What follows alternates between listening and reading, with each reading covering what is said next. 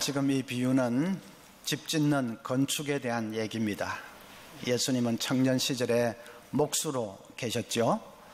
아버지 요셉을 도와서 집을 많이 지어본 경험이 있으십니다.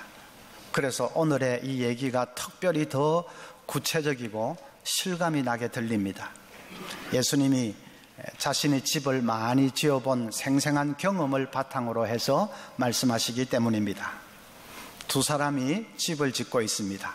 한 사람은 반석 위에다가 집을 짓습니다. 안반 위에다가 집을 지으려고 하니까 엄청나게 힘도 들고 비용도 많이 듭니다. 사람들이 왜 그런 바보짓을 하느냐고 비웃지만은 그래도 이 사람은 자기 소신대로 꿋꿋하게 집을 짓습니다. 또 한 사람은 모래 위에 집을 짓습니다. 모래 위라고 하니까 바닷가 백사장에 집을 지었다는 말인가 하기 쉬운데 그런 뜻은 아닙니다. 이스라엘은 건조한 지역이 많지요. 그런 곳에 있는 개울은 비가 오지 아니하면 바짝 말라서 개울인지 뭔지 잘 구별이 되지 않습니다. 그냥 사람들이 길처럼 사용합니다. 그런 건천을 와디라고 합니다. 지금 모래 위에 집을 지었다는 것은 그런 와디 근처에 집을 지은 것을 의미합니다. 그런 곳은 땅이 푸석푸석하기 때문에 집 짓는 것이 일도 아닙니다. 기초 파는 것도 누워서 떡 먹기고 그리고 비용도 많이 절감이 됩니다. 그런데 문제는 이제 그 다음에 일어납니다. 갑자기 비가 쏟아지고 홍수가 나고 바람이 거세게 불어닥칠 때가 있습니다. 와디 지역에 비가 갑자기 쏟아지면 지대가 높은 북쪽에서부터 물이 급격하게 불어나서 급류가 되어서 한꺼번에 밀려 내려옵니다. 그러면 그 근처에 지어놓은 집은 그냥 형편없이 무너져서 급류에 떠내려가 버리는 것이지요. 예수님께서 그 얘기를 하시면서 집을 지을 때는 모름지기 기초가 제일 중요하다, 그것을 강조하십니다. 기초는 눈에 보이지도 않고 땅속에 있는 거니까 사람들이 그걸 소홀하게 하기 쉬운데 그건 진짜 모르는 사람이 하는 짓이다. 기초를 튼튼히 해야 된다. 그것이 사활적으로 중요하다고 강조하십니다. 그런데 인생 사는 것이 꼭 집을 짓는 것과 같습니다. 사람들은 크고 화려한 집을 좋아합니다. 어떻게 하든지 출세하고 성공하고 화려한 생을 살고 싶어 합니다. 그것을 위해서 죽으라고 달려가죠. 그런데 문제는 비가 오고 홍수가 날 때가 있다는 것입니다. 우리 주님의 말씀이 그것이 기초입니다.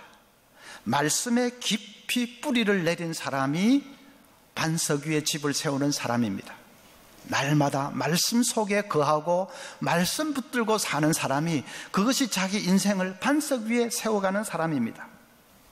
그런 사람은 외형적으로야 크게 화려하고 그런 생을 사는 것 같지는 그렇게 보이지는 않습니다. 그런데 시련을 당하면 빛을 발합니다. 다 망하고 무너지고 해도 그런 사람은 무너지지 않습니다. 기초가 튼튼하기 때문에. 오늘 우리 서문교회 성도님들 다 이 반석 위에 깊이 뿌리를 내린 기초가 튼튼한 생을 살 수 있기를 바랍니다. 그러기 위해서는 이제 오늘 세 가지 기억하십시오. 첫째는 말씀을 사랑하십시오. 24절에 그러므로 누구든지 나의 이 말을 듣고의 동그라미를 쳐놓아도 좋겠습니다. 말씀 듣는 것을 사모하십시오. 아침마다 성경 펴서 주께서 들려주시는 말씀, 그 말씀 듣기를 사모하십시오. 잠언 8장 34절에 누구든지 내게 들으며 날마다 내 문 곁에서 기다리며 문설주 옆에서 기다리는 자는 복이 있나니. 문설주 옆에서 기다리는 자, 여러분 그런 경험이 있으시죠? 문설주 옆에 기대에 서서 이제나 저제나 사랑하는 사람이 빨리 돌아오기를 간절히 기다리는 그런 경험이 있으실 겁니다. 하나님의 말씀을 그렇게 기다리고 사모하는 자가 복이 있다, 그렇게 말씀합니다. 왜요? 말씀이 내 영혼의 양식이기 때문입니다. 갓난아이들은 엄청나게 먹습니다. 자기 몸무게의 약 25% 정도를 먹는다고 합니다. 성인은 죽었다 깨도 그렇게 먹을 수 없습니다. 아무리 돼지라도 그렇게 먹을 수는 없습니다. 몸무게 60kg인 사람 25%면 15kg인데 하루에 15kg를 먹는 사람이 있겠습니까? 그런데 갓난아이들은 그렇게 먹습니다. 몸무게 4kg인 아이가 하루에 1kg씩 먹습니다. 먹고 싸고 계속 그럽니다. 그러니까 무럭무럭 자라는 것입니다. 한 달 만에 보면 엄청나게 커 있지요. 먹은 대로 자라는 것입니다. 우리 영혼도 마찬가지입니다.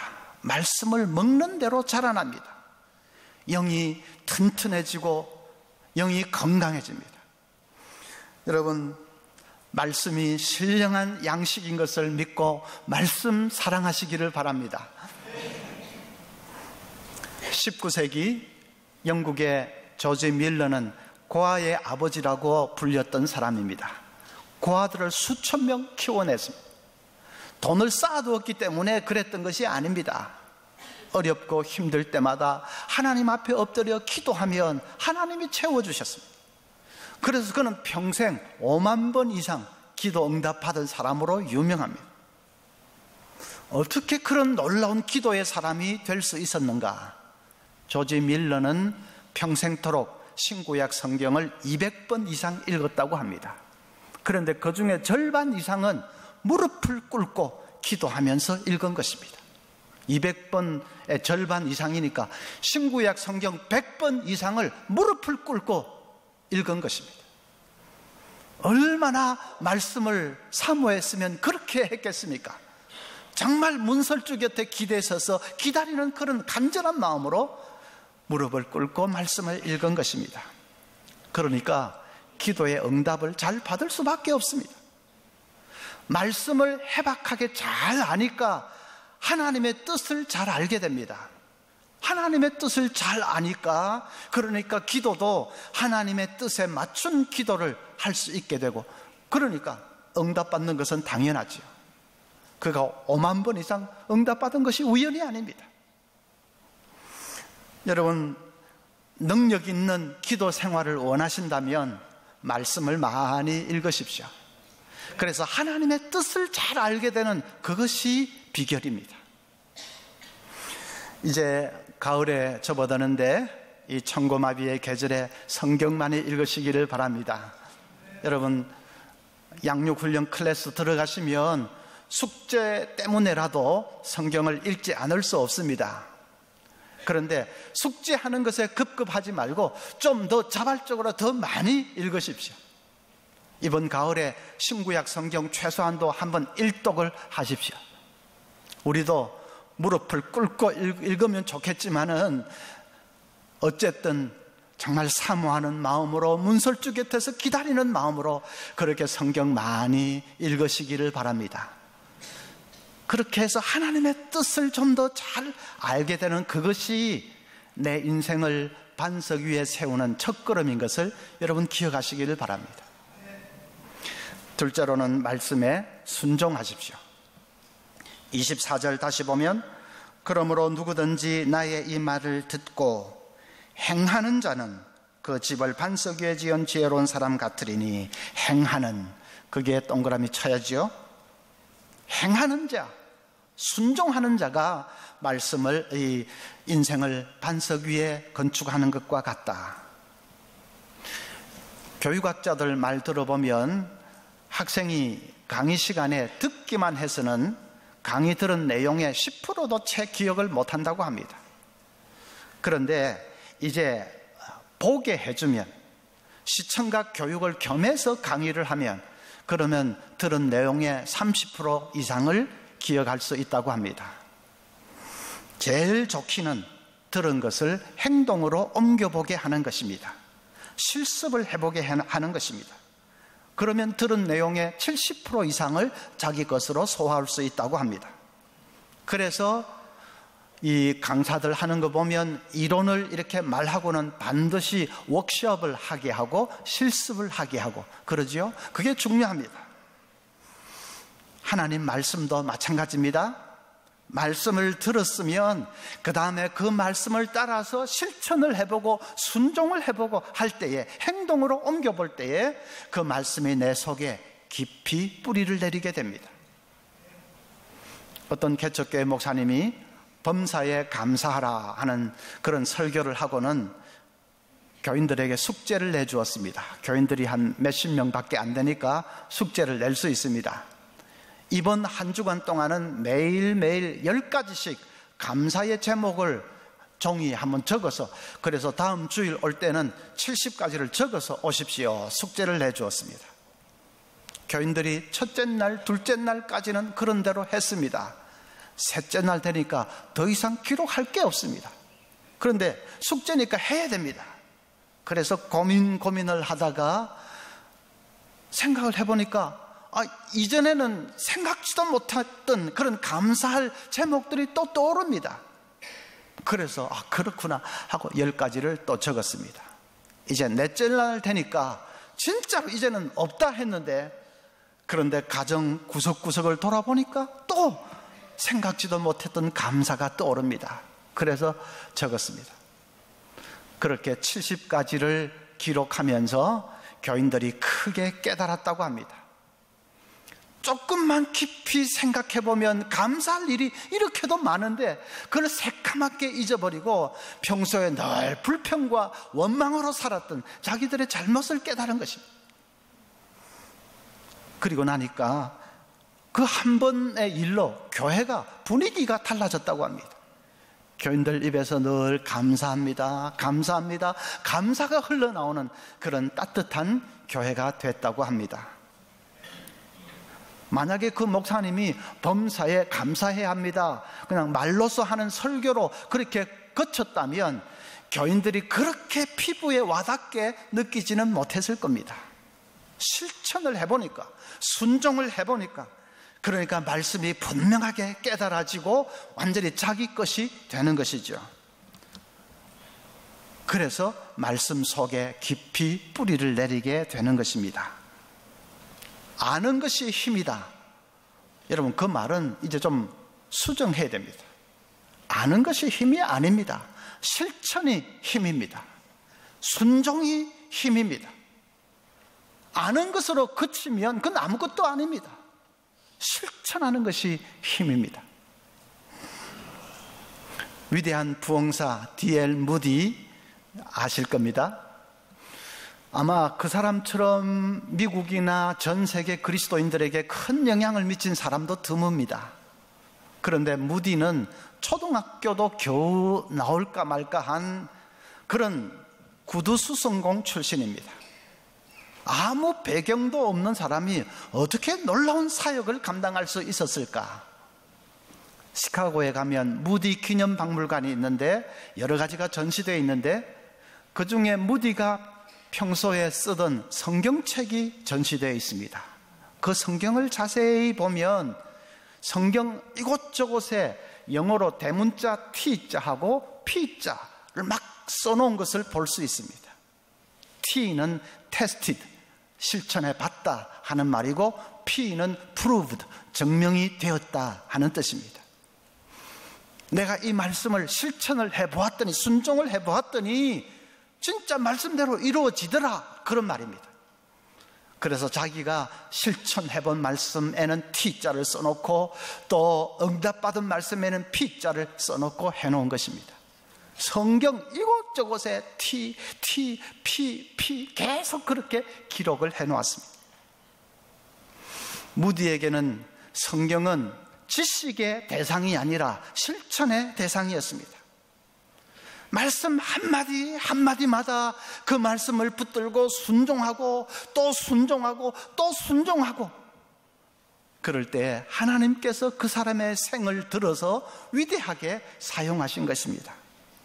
여러분, 우리도 성경 그냥 건성으로 슬슬 읽을 것이 아니라 정말 T자, P자 좀 써본다, 그런 마음으로 성경을 보면 벌써 자세가 달라지겠지요. 순종하는 것 쉽지 않습니다. 자기를 쳐서 복종시켜야 됩니다. 우리의 본성은 어떻게 하든지 세상 길로 가려고 하고 세상 것 좋아하고 하기 때문에 말씀에 순종하기 위해서는 나의 이 본성을 쳐서 복종시키고 어떨 때는 십자가에 못 박고 해야 됩니다. 쉽지 않습니다. 그래도 말씀 붙들고 순종하기 위해서 나를 쳐서 복종시켜서라도 그렇게 말씀 붙들고 나아갈 때에 그것이 내 인생을 반석 위에 세워놓는 것입니다. 그래서 여러분, 말씀 읽다가 한 구절 내 심령에 부딪혀 오는 말씀이 있으면 순종하시기를 바랍니다. 그것이 사활적으로 중요합니다. 힘들어도 버릴 것은 버리고 결단할 것은 결단하고 붙들 것은 붙들고 말씀에 순종하시기를 바랍니다. 그것이 장차 내 인생을 반석 위에 세워놓는 삶이라는 것을 잊지 마시기를 바랍니다. 세 번째로는 말씀을 사용하십시오. 말씀 많이 읽고 그 다음에 말씀 한마디 부딪혀 올 때에 순종하고, 그리고는 세 번째는 말씀을 암송하는 것입니다. 말씀을 암송해서 말씀이 내 속에 살아있도록 남아있도록 하는 것입니다. 그래서 일상의 삶에서 내 속에 있는 그 말씀을 자꾸 꺼내서 사용해야 합니다. 유혹이 다가올 때도 말씀으로 무찔러 버릴 수 있습니다. 예수님 그렇게 하셨지 않습니까? 40일 금식기도 하고 나서 마귀가 3가지 시험할 때에 예수님 기록되었을 때 자신이 암송하고 있는 말씀, 속에 있는 말씀을 가지고 마귀를 물리치셨습니다. 우리도 유혹이 다가올 때에 말씀으로 물리쳐야 합니다. 두려움이 엄습해 올 때도 말씀 외우면서 이길 수 있습니다. 마음이 불안해질 때도 내 속에 내가 알고 있는 그 말씀 암송하면서 말씀 붙들고 마음의 평안을 되찾을 수 있습니다. 그래서 에베소서 6장 17절 보면 구원의 투구와 성령의 검 곧 하나님의 말씀을 가지라 했습니다. 말씀을 성령의 검이라 했습니다. 검은 자꾸 사용해야 되지 않습니까? 말씀을 암송해서 그 말씀이 내 속에 남아있도록 하고, 그래서 그 말씀을 자꾸 사용해야 합니다. 어떤 교회 간증 시간에 여집사님 한 분이 나와서 간증을 했습니다. 자기는 자랄 때 가정이 넉넉하고 별 어려움이 없어서 그래서 신앙에 대해서는 아무 관심이 없었답니다. 고등학교 2학년 때 친구가 교회 한번 같이 가자고 하도 졸라서 그래서 딱 한 번 갔답니다. 그날 이제 예배를 드리는데 목사님이 설교를 하시는데 예수님이 빈들에서 굶주려하는 사람들을 위해서 떡 5개 물고기 2마리로 5,000명을 먹이셨다는 얘기를 합니다. 5,000명 먹이고도 12광줄이나 남았다고, 얼마나 놀라운 기적이냐고 입에 침을 튀겨가면서 설교를 합니다. 속으로 무슨 신화 같은 소리를 하고 있나 그랬습니다. 그럼 더 이상한 것은 거기 앉아있는 수백 명 사람들이 전부가 아무 의심도 없이 그냥 다 고개를 끄덕이면서 듣고 있는 것입니다. 갑자기 낯선 세계에 자기 혼자 앉아있는 듯한 느낌이 듭니다. 그래서 그 자리를 박차고 나와버렸습니다. 학교 가서 친구들에게 그 얘기를 했더니 친구들도 그런 말도 안 되는 소리가 있느냐고 하면서 아마 그 물고기는 큰 고래였던 모양이라고 그렇게 비아냥댑니다. 그래서 내 생각이 맞구나 하면서 교회하고는 그 이후로 완전히 담을 쌓아버렸습니다. 세월이 많이 흘러서 결혼도 하고 가정도 이루고 그러다가 우연찮게 지금 다니고 있는 그 교회를 다니게 되었답니다. 자기가 신앙을 원해서도 아니고 그냥 어떻게 살다 보니까 우연찮게 그냥 다니게 됐습니다. 등록을 하고 몇 주 지나지 않아서 목사님이 신방을 왔습니다. 가정에서 잠시 예배를 드리는데 말씀은 마태복음 14장 15절부터 보겠다고 하십니다. 성경을 뒤적뒤적 찾다가 놀라서 나자빠질 뻔했습니다. 바로 오병이어의 말씀, 그 본문이었습니다. 목사님이 설교를 시작하시는데 20년 전에 그 일이 생각이 나서 심장이 벌떡벌떡 뛰는 것 같습니다. 그런데 그날 목사님의 말씀은 달랐습니다. 우리도 아무것도 없는 빈들과 같은 그런 형편에 던져질 때가 있다는 것입니다. 그럴 때 인간의 지혜와 인간의 힘으로 과연 무엇을 할 수 있겠느냐 하는 것입니다. 내가 아무리 잘났다고 떠들어 봐야 내가 가진 것은 떡 5개, 물고기 2마리에 불과하다는 것입니다. 그래서 나의 한계를 절감하고 그것을 다 내려놓을 때, 그때 비로소 하나님이 역사하시는 은혜의 순간이 될 수 있다고 말씀하십니다. 목사님이 입에 침을 튀겨가면서 설교하는 것도 아니고 잔잔히 말씀하시는데 이상하게 그 말씀이 가슴에 파고들었습니다. 내가 옛날에 너무 성경을 잘 알지도 못하고 깊은 의미도 알지도 못하고 그냥 성급하게 판단했구나, 그런 생각이 듭니다. 무엇보다도 목사님이 어떻게 그 많고 많은 말씀 가운데 그 오병이어 말씀을 쪽집게처럼 집어내어서 얘기를 하는지 진짜로 소름이 끼칠 정도로 놀랐습니다. 그렇게 신방을 받은 지 딱 1년이 지났습니다. 7살 난 둘째 아이가 수영장에 갔다가 귀에 물이 들어갔는데 잘 낫지를 않습니다. 그래서 병원에 가서 몇 번 검사를 했는데 마지막에 청천벽력 같은 소리를 합니다. 소아암의 일종인 신경아 세포종이라는 것입니다. 그것도 허리 아래쪽에서 자란 혹이 척추를 타고 번져가지고 폐까지 번졌는데 이미 손을 쓰기가 어려운 사기라는 것입니다.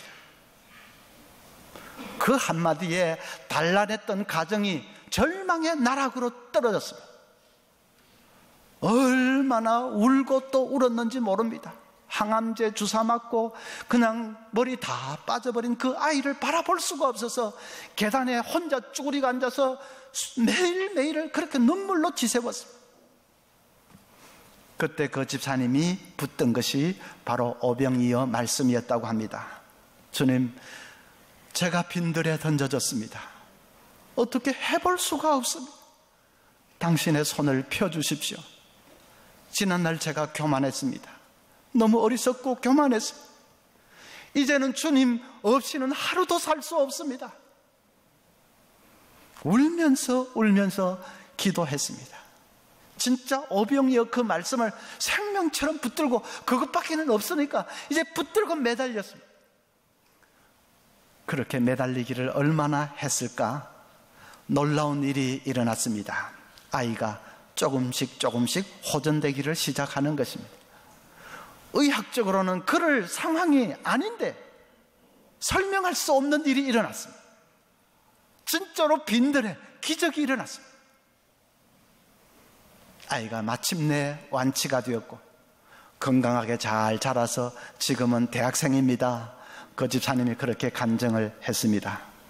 간증 마지막을 이렇게 말했습니다. 여러분, 저는 오병이어 말씀 때문에 죽었고 오병이어 말씀 때문에 살았습니다. 그 집사님은 말씀을 사용한 것이죠. 그 절박한 순간에 자기가 알고 있는 말씀, 그 말씀을 붙들고 그 말씀을 사용한 것입니다.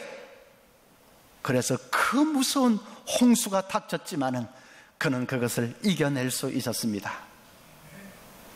하나님의 말씀이 우리를 살리는 것을 여러분 믿으시기를 바랍니다. 말씀 많이 읽으십시오. 무릎 꿇고 읽는 그런 자세로 말씀 많이 읽으십시오. 그리고 나에게 부딪혀오는 한마디를 순종하십시오. 나의 본성을 쳐서 복종시키면서 순종하기 위해서 몸부림을 쳐보십시오. 그리고 말씀 많이 암송하셔서 그 말씀을 사용하십시오. 여러분이 그렇게 사신다면 저는 여러분의 미래를 예측할 수 있습니다. 어떤 홍수가 닥쳐도 꿋꿋이 싸우고 그리고 이길 것입니다. 홍수 중에 최고의 홍수는 마지막 죽음 그 순간이겠죠. 그 홍수는 피할 사람 아무도 없습니다. 그래도 그 마지막 홍수가 닥쳐도 오늘 말씀 사랑하고 말씀 순종하는 사람은 이길 수 있습니다. 말씀 붙들고 천국의 소망이 분명한데 그 무서운 순간에 당당하게 승리할 수 있습니다. 우리 모두가 저와 여러분 모두가 말씀의 반석 위에 뿌리를 내린 그런 든든한 인생이 되시기를 간절히 소원합니다.